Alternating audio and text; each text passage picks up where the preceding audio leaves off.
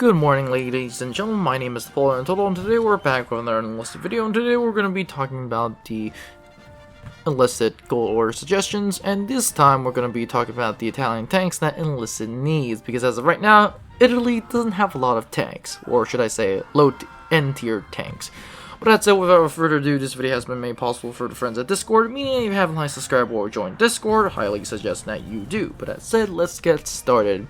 Probably starting with the most famous Italian tank that could potentially be added in-game is the P-40. The Carro Pesistant P-2640 was Italy's best tank that saw service. Yes, this was one of the only tanks, and besides another one on this list, that actually saw service. Despite only weighing 29 tons, it was significantly less than almost every country's medium tanks, and it was classified as a heavy due to Italy's tank design doctrine.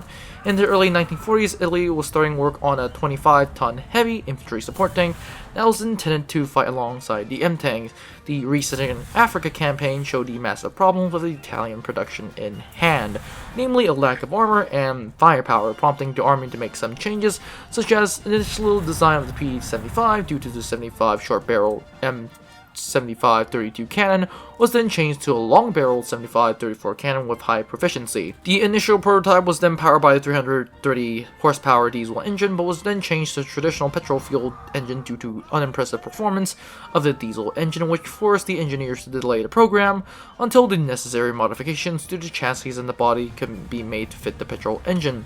This eventually produced a petrol engine called the V12 SPA342, delivering roughly about 420 horsepower, which was a massive upgrade. The vehicle was then adopted as the P2640, 26 for the weight and 40 for the year it was designed. Before the armistice of the Italian armistice on the 8th of September 1943, the Carro Pesante P2640 was then produced in very limited numbers. When the Germans came knocking, it produced a significantly better number of models without the engine designed for the Italians, instead of using a German one, aka they just changed out the engine and produced some engine for combat usage of static strong points, aka they just sometimes it would remove the engine at all and then just use them as fill-pot bunkers. As of right now, today, two Carro Pesante P2640 still exist, one in Rome and one in the Italian Army barracks in Lecce. That said, let's move on to the next one, which is the Shima Vente 9053 M41M. The Shima Vente da 9053 was then created on mounting a 90mm Cannone da 9053 anti-aircraft gun similar to the 88mm, on top of an enlarged chassis for the M1441 tank. Only 30 of these were produced, and in 1942. This low production was due to Italy's limited industrial capacity, as well as the high demand for the 90mm cannons for regular anti-aircraft duties. The Shima Vente da 9053 was then particularly developed in response to demanding Italian forces on the Eastern Front for a mounted anti-tank weapon that can take on Soviet tanks such as the T-34 and the KV-1. The Italian armed forces on the Eastern Front were poorly equipped with the only L-40 tank and the Shima Vente 4732 self-propelled guns.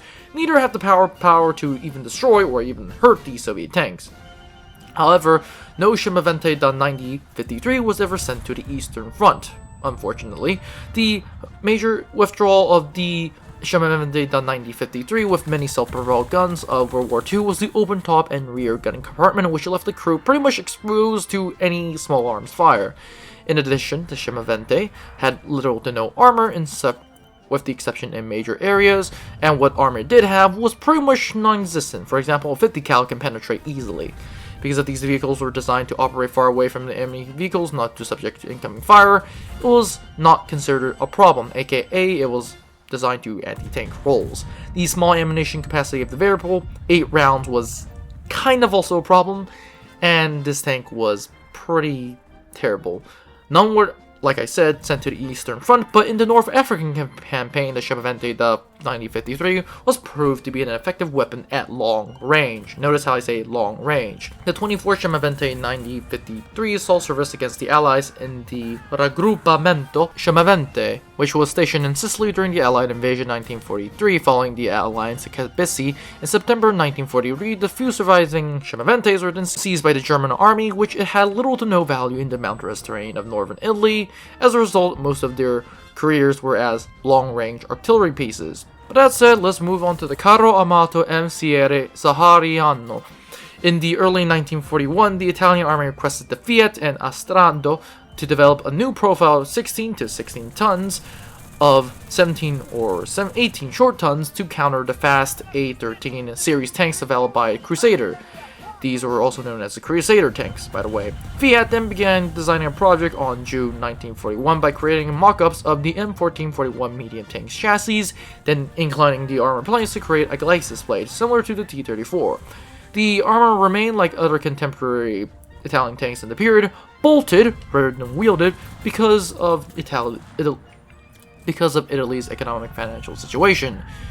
The development of the Saharioni tanks were then halted. At the time of cancellation, it was 275 horsepower, which was then given the M1441 housing turret with the 47mm L40 gun put it on the tank.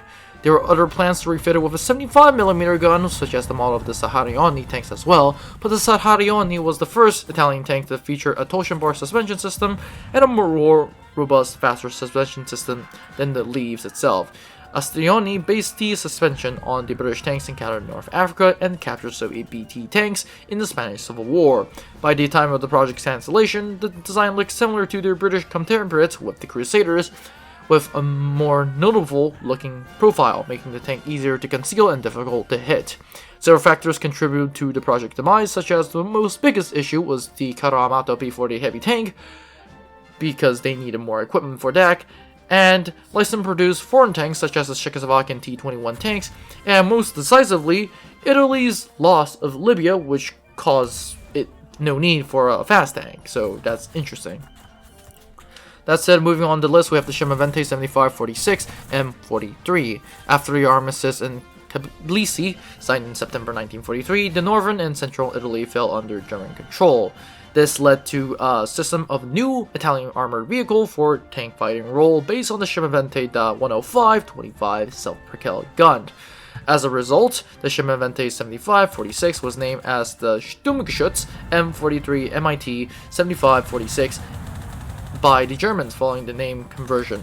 The 7546 shared the name M43 with the Shima Vente 105-25. However, the 105mm L25 cannon was replaced by a Cannone de 7546 CA Modello 34, originally conceived for, once again, anti-aircraft, but also used as anti-tank. It was given a higher muzzle velocity with 750 meters per second instead of the 510, making it effective at range and being able to fire 6.5 kilograms or shells up to 1300 meters away. This gun could be loaded with the HE or armor-piercing rounds when fired. The other main difference was the fact that the overall armor, slowed place, was applied to the casemate and other sides.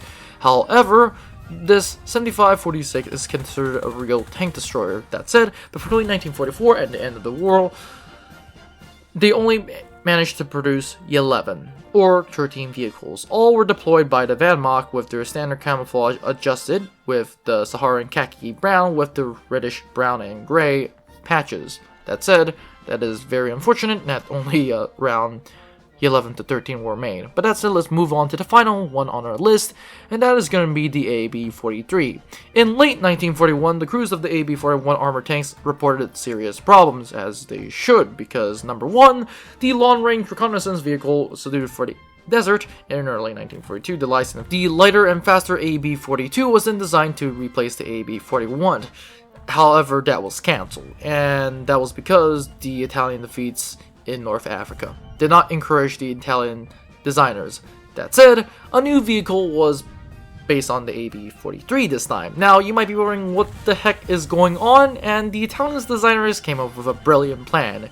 They took the hull of the AB-41, they took the turret of the AB-42, and slapped it on. Essentially, the AB-43 was immediately tested, but the Italian army did not have time to start production because of the armistice in Tbilisi. And what it did do, it didn't do well. At the beginning of 1943, the Italian High Command requested Fiat to make a better version of the AB-41, and they just took the AB-41 hull and AB-42 turret and slapped it together, called it a day. The successor of the powerful AB-41, which was interesting because the turret was then widened for a new 47mm gun from the AB-42, and eventually it made its hands into the Germans, which seized the prototypes in the fall of Italy and ordered 402 to made into its good use, of which multiple Italian AB-42s and AB-41s were still being converted into AB-41s and AB-43s in German service. With that said, that is all it for this video. Don't forget to like, subscribe, and join the Discord. Of these vehicles, which one do you guys want to see in game? And have a great day, and I'll see you next one.